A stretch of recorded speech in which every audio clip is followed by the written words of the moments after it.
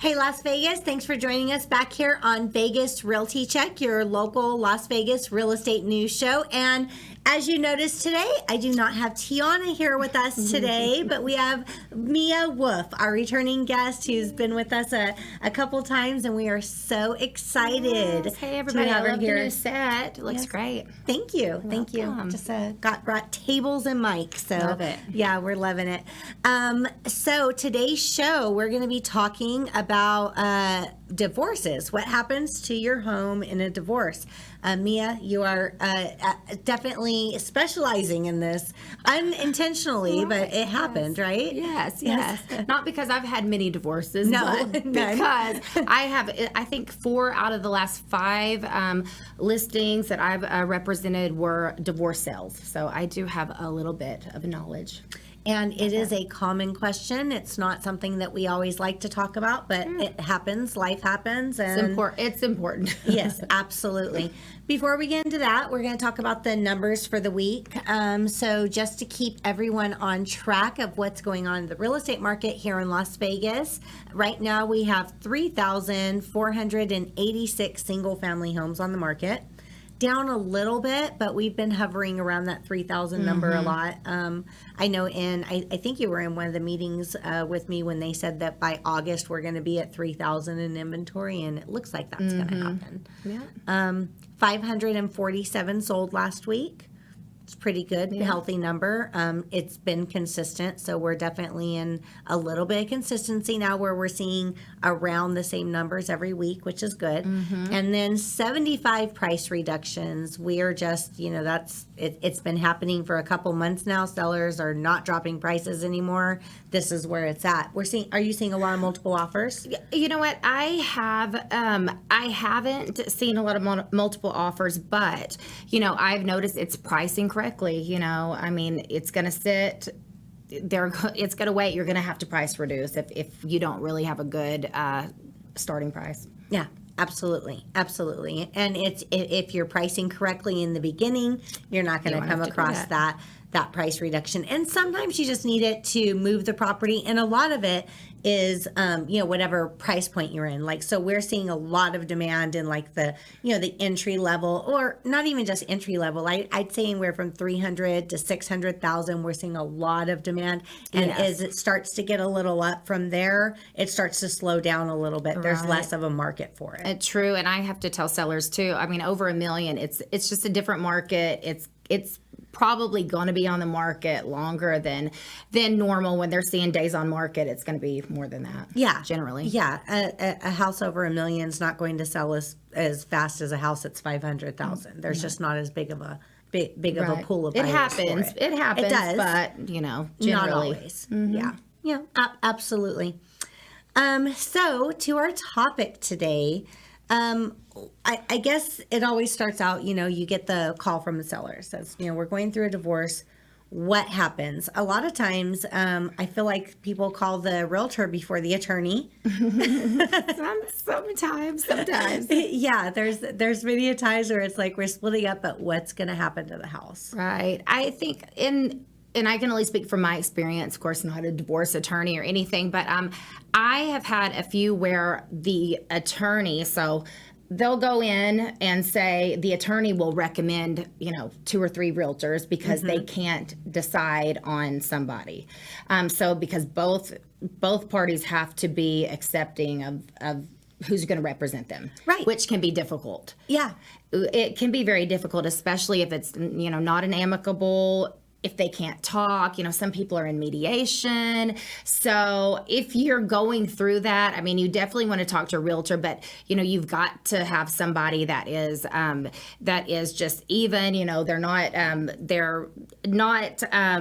what is the word? Bipartisan. I don't know. Yeah, they're neutral. They're neutral. They're completely neutral to the situation. Can manage both emotions, and you're not just dealing with one couple that you're talking to. You're generally going to have to talk to this person at this time, and then this person, and then come back and make a decision. So yeah, there's a lot of facets. It is stressful. And sometimes, I mean, realtors, we tend to be kind of, we make relationships with our clients when we sell them homes. And sometimes, we have a stronger relationship with one of them than the other, like like we've talked a lot more with this person. Then when it comes time and they're getting a divorce, they say, well, I feel like that realtor's your friend, and I want someone that's not your friend. So there's a lot of cases like that where it's the parties just want someone neutral that neither one of them have any type of prior relationship with. For sure. And, and I understand that it makes total sense, but, we are in a community property state. So, that's properties divided equally. Of course, a divorce can be final before or after the sale of the home. So even, the divorce doesn't have to be finalized before they can sell the house, or it can be finalized before they sell the house and both lawyers are present. So it can be easy. It can be hard. I think that the deciding factor on how difficult it's going to be is the relationship.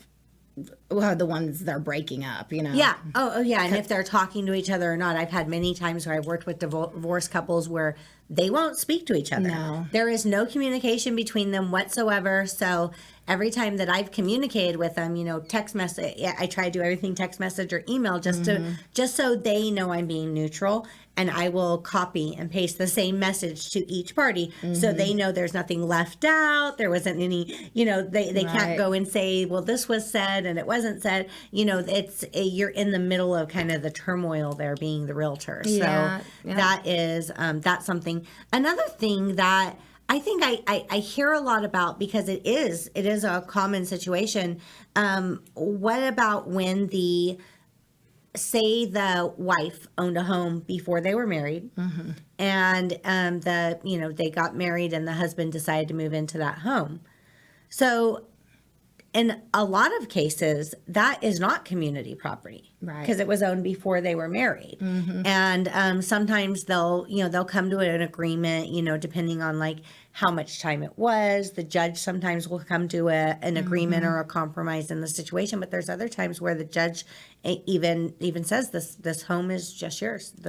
Your husband doesn't own it. You acquired it before marriage. Right. And even multiple properties. They might have an investment property that they bought before the marriage. There's so much to it. Make sure you have a good lawyer, number one, and a good real estate agent, number two, because I've even seen things where it was a property like that and they paid one payment out of a mutual bank account. So that automatically turned it into community property, because we paid for it out of a bank account. So there's a lot of things, and of course it's things you don't go into a marriage thinking about that, like I better not pay for this out of our shared account. Well, there's people that do prenuptial agreements, and they're really thinking ahead. But other than that, when people get, a break and a nasty breakup, it's even where they will hold up the sale, because they have to agree on the terms. They still have to agree on what offer to take, to pass up an offer. And so I've had some really, tense conversations with both parties that are like, listen,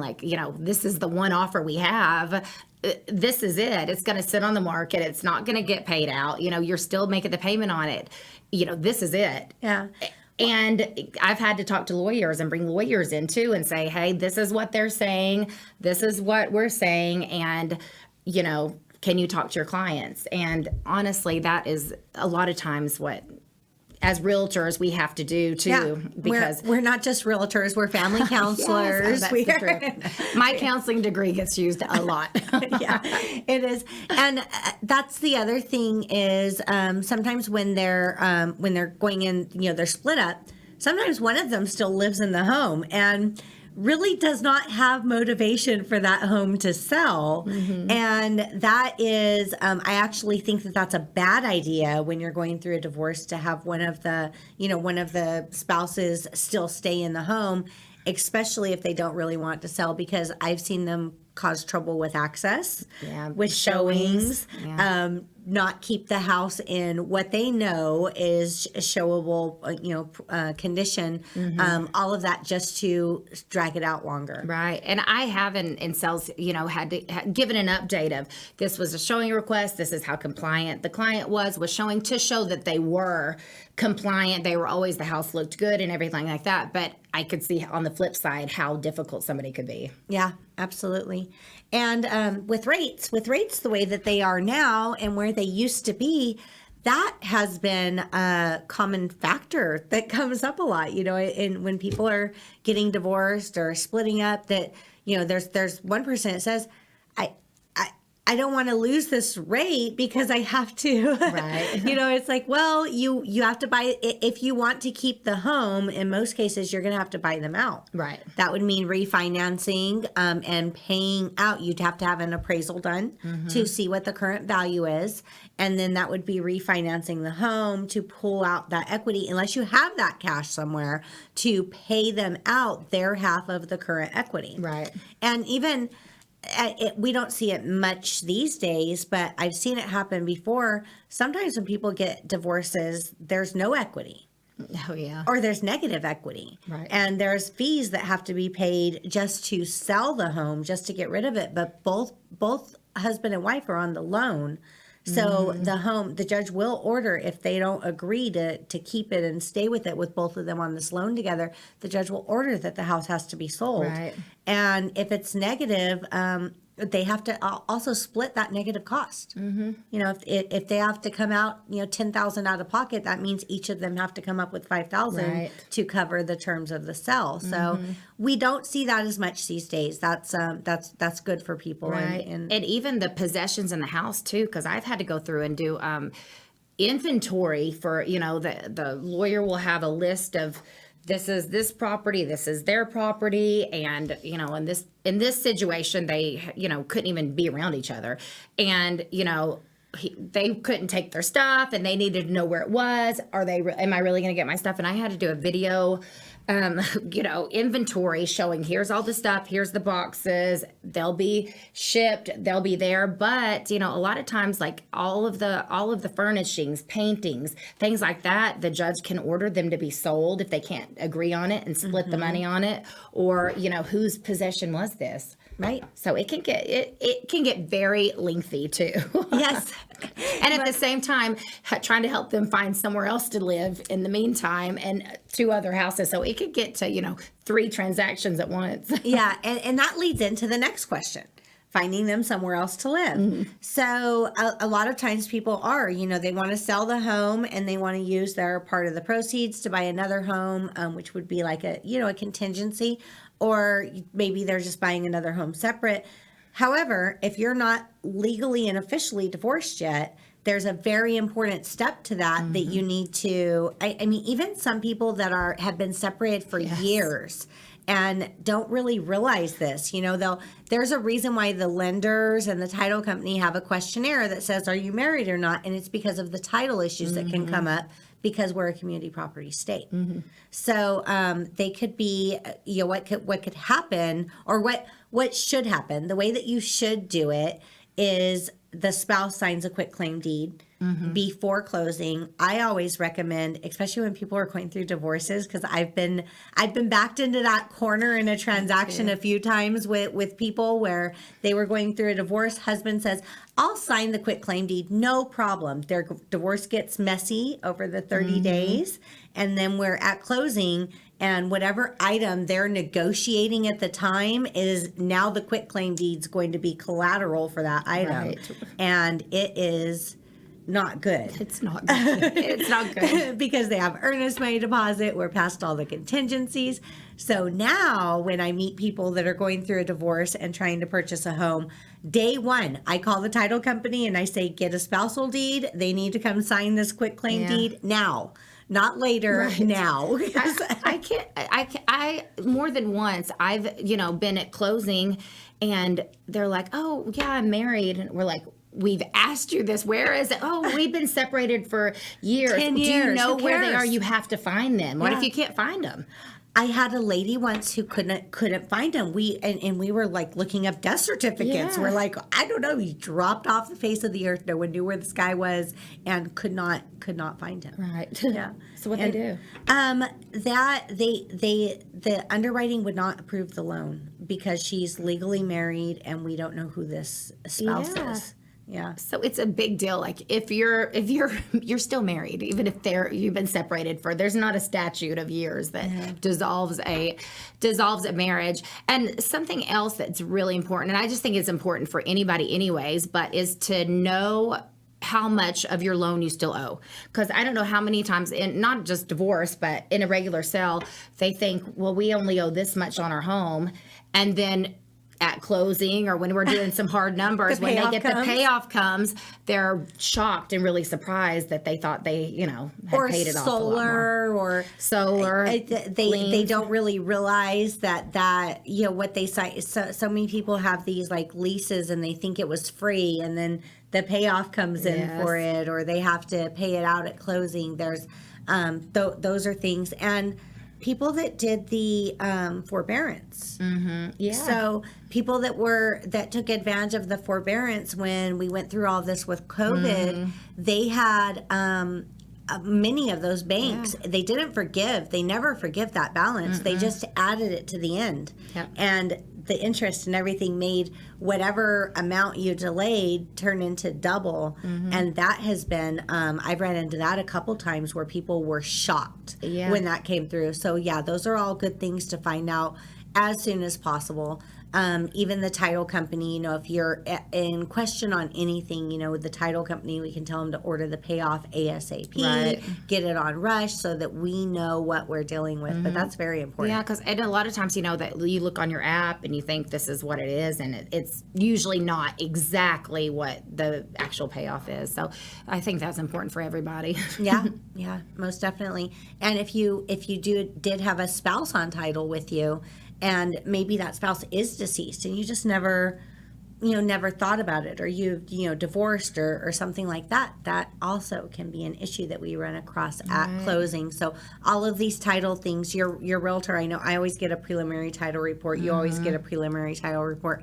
Most realtors will, but that's definitely something to make sure that you get and review to make sure that you're not at closing table and come into some big issues that you can't close. Right. Even child support. I've seen child support pop up before, and they're like, that's not mine. And, it came up on the preliminary title report, and, it took the weeks all the way up until closing to get it cleared, because they actually have to get a judge on the phone to say, okay, this is not that person, or this is that person, because that can hold up the sale too.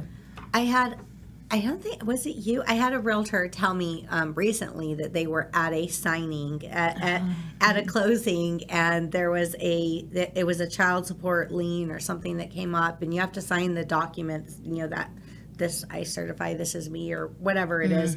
And the wife didn't know anything about it. The husband was well aware. Oh, of the child support that was owed. The child. The wife didn't know there was a child. Yes. And it's like, well, we're all here together and we're learning about this. That's right. Real estate is an emotional game too. So it was some realtor I know. I don't know who told me about that recently. I'm like, that had to be the most uncomfortable signing ever. Right. She said they continued with everything. Everything was, it all wrapped up. But that was the first time it ever. The wife had ever heard about it. Nice.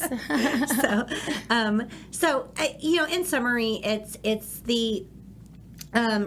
what to do. A lot of times, if you're unsure what's going to happen to the house, if you and your ex-spouse or soon-to-be ex-spouse can come into agreement, that always makes things easier in every aspect of divorce.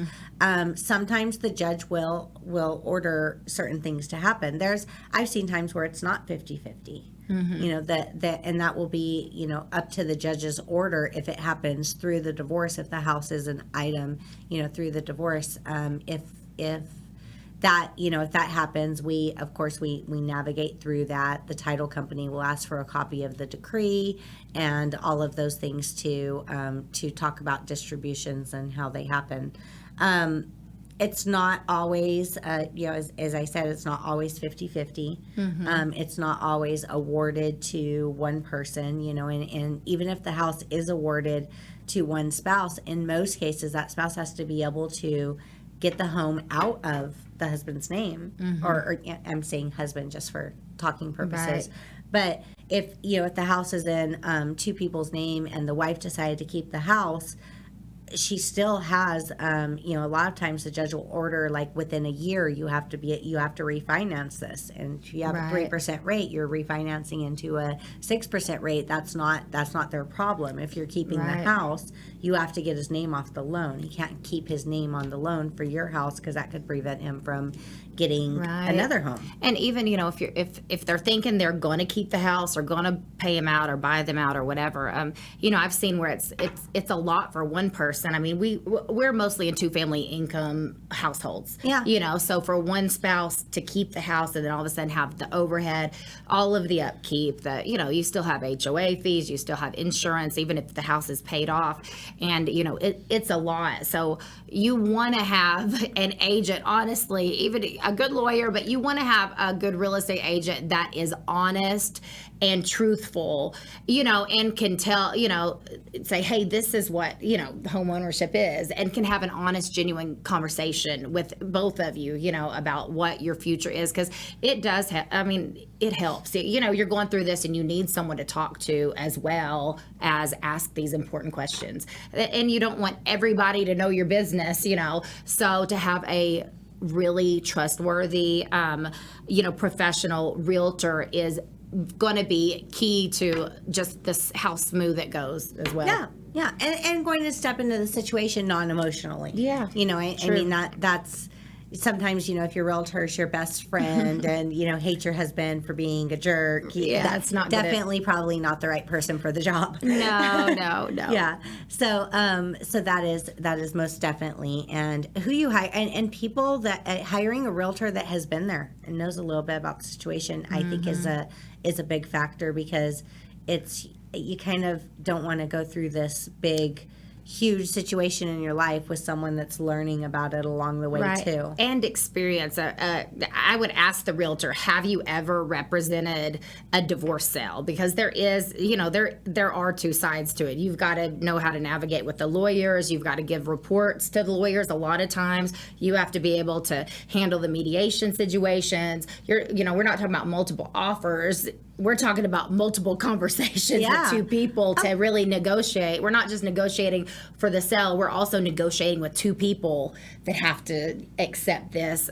And so it is important experience and, professionalism, and that has the ability to be, handle the stress of it. Yeah, and communicating with the attorneys. I mean, that's huge. It is. Because you don't want your client going and relaying stuff to the attorney that's trying to relay what you just told them when they don't really know much about it. They don't do real estate. It's very hard to not have direct communication. I think a lot of times people rely on their attorney to have the real estate information. And listen, attorneys are professionals in what they do. They're asking me the questions, hey, what is this? What does the market look like? They don't have any idea. So they really do rely on us and our facts and our statistics to let them know, like, hey, how do I need to navigate my client on this? So absolutely. When attorneys sell houses, they will hire a realtor. They don't sell their own house. There's some. There's some, but most attorneys know enough to to hire a professional to get the job done, because we're professionals in our own fields for a reason. That's the truth.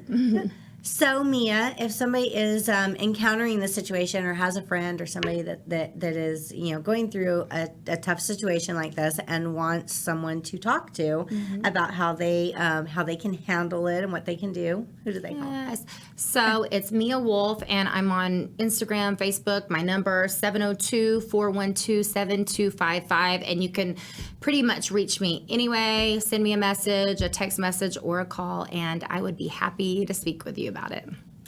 And if you want to get a hold of me, my name is Trish Williams. Phone number is 702-308-2878. And call, text. That's the best way to get a hold of me as well. And we share an office, so you could just swing by the office. Yeah, and you can get come both by of and us. visit us both. Yes, most definitely. So that would be great. Come by and say hi. We're in Green Valley. And thank you guys for watching. If you are watching the show, please like, comment, download, subscribe, tell your friends about us. And we hope you enjoy the information. And see you next week. Bye. Bye.